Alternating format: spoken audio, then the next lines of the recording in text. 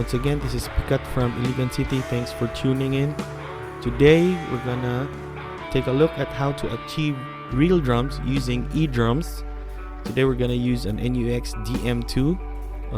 You could use whatever, an Alesis, whatever, as long as it is recognized by your computer via USB.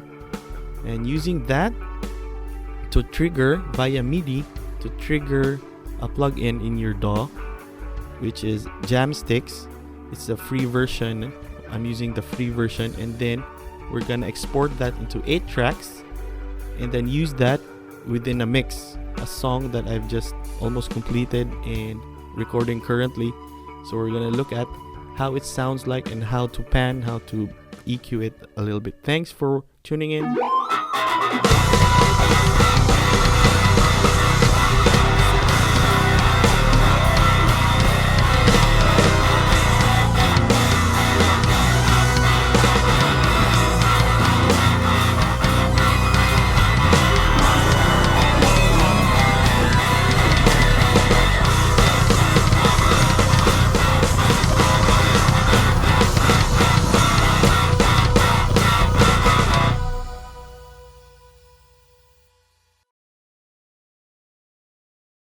First things first, we're gonna use Jamsticks plugin. It's a virtual drum kit which emulates the sounds of actual several different drum kits from metal, rock, folk, country, whatever. So Jamsticks actually allows you to export the sounds separately into 8 tracks. So 1 track for snare, 1 track for the kick, for the cymbals, etc. Okay. So you should have your EDRUMS module connected to your computer, and then it should have MIDI connections. And then arrange the MIDI CC from your EDRUMS module to your the DAW and the Jamsticks plugin we are using. So for example, if I'm hitting the snare and its signal is MIDI CC is 1, you should actually set that up here in your computer that it's triggering. The snare is being triggered in the virtual drum kit. I hope you understand that. So after we've recorded the MIDI triggering and its translation into a virtual drum kit, we're going to export that into actual WAV files, into actual audio files. And then we're going to incorporate the 8 tracks into a live and working song. Okay, now, so we're in mix bus. This is our first DAW. So I'm first gonna add some MIDI tracks, and I'm gonna choose. So I have several here. I have Jamsticks 4, Black Pearl drum kit. There's some MT power drum kit. So I'm just gonna use Jamsticks 4. Okay, with new group. Okay, and add and close. Add. So this is the MIDI track, and these are the actual 8-track outputs. In the mixer, I'm gonna open up Jamsticks 4. This is the plugin. It will load here, and then I'm gonna choose the drum kit I'm gonna use. So I'm gonna use the rock one, the dry or fatter. There you go. So this is the virtual representation of the drum kit. Pretty awesome, no? I'm gonna go to the drum kit and record the MIDI track. Okay, so this is now the MIDI track that I just recorded. So let's take a closer look. See there, those are the MIDI triggers, the MIDI notes. Okay, and then so this is what this is a bass drum, a snare drum hit, a crash. So you can actually edit this, including the velocity, which is great. So for example, you missed a step or missed a kick or a snare or a drum roll, you can edit it. This is very efficient. Plus the velocity here you can actually transform velocity to, let's say, exactly 127. So that's the loudest could go, right? Which is great. So that's louder now, for example, or just quantize it. See here, to a 1/4/1/8 note. If you double the snare, just delete it, or even edit or extend it. So it's really awesome. So that's it. And then after you're done, we're going to, after you've corrected, added some quantization, maybe raise the volume of a kick snare, we're gonna export that into now 8 separate tracks of audio. One track is for the kick, snare. So those actually, when you export them, when you record them into an actual audio file, they're separated, which is great. So let's do it. First, you have to click the all of the channels. You click that and then press the record button and just go ahead and play. You can see that here, tada. So this is for the kick, snare, yeah, and so forth.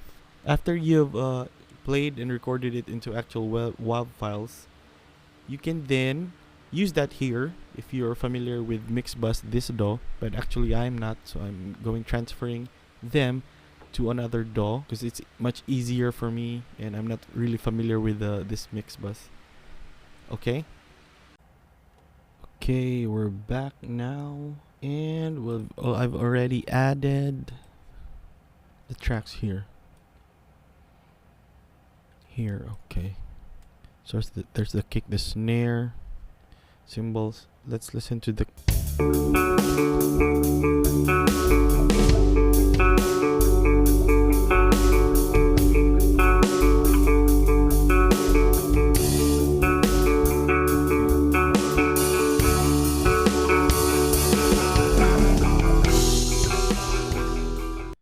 Okay, that's good.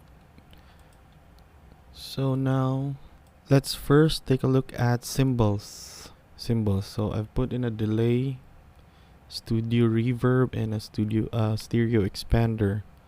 So what happens is I push this back.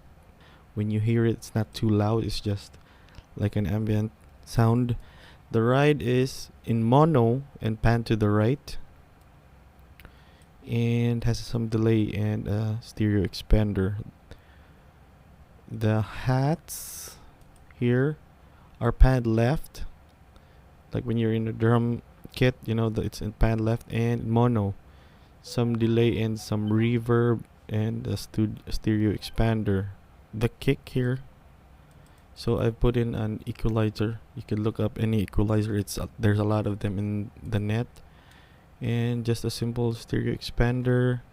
So I have a dynamic processing effect here along with the bass, so the kick in the bass.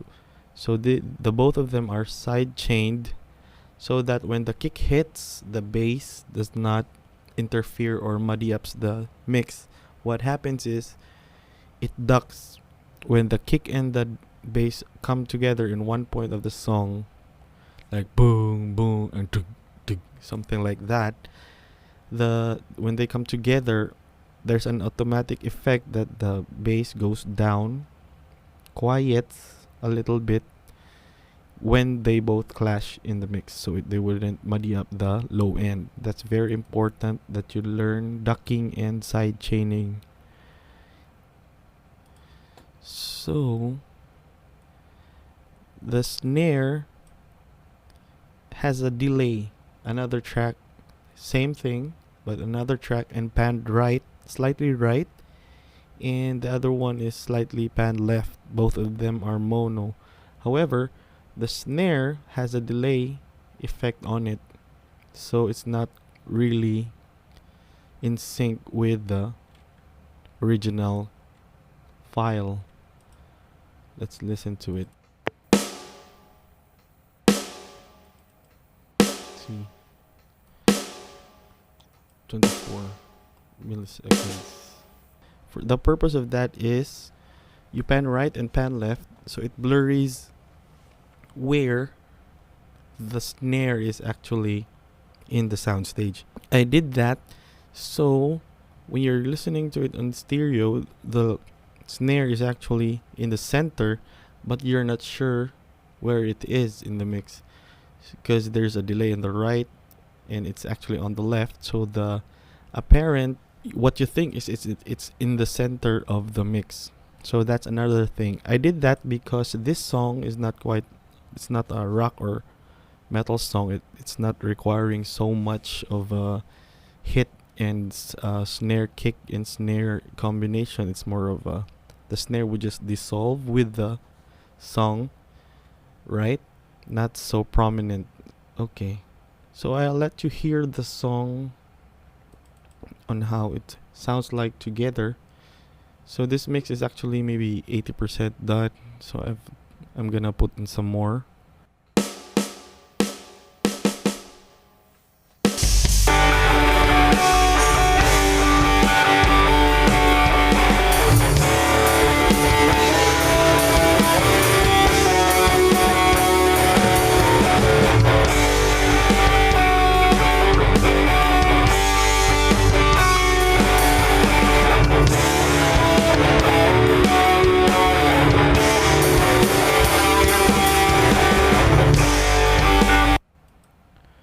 Okay, that's the end of this YouTube video. Thanks for watching. I hope this helps if you're ever curious on how you can turn your EDRUMS to a MIDI triggering machine in your DAW.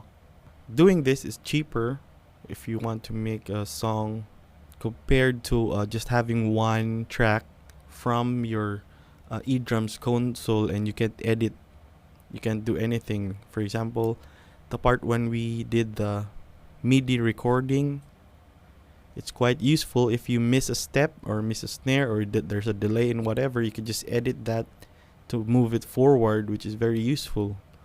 Or maybe put in quantization to put it in time with your time signature, right? So those are the things that are helpful for you. Okay, thanks for watching.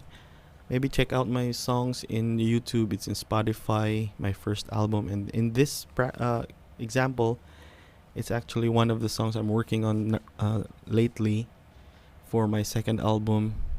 Thanks for watching. Salamat.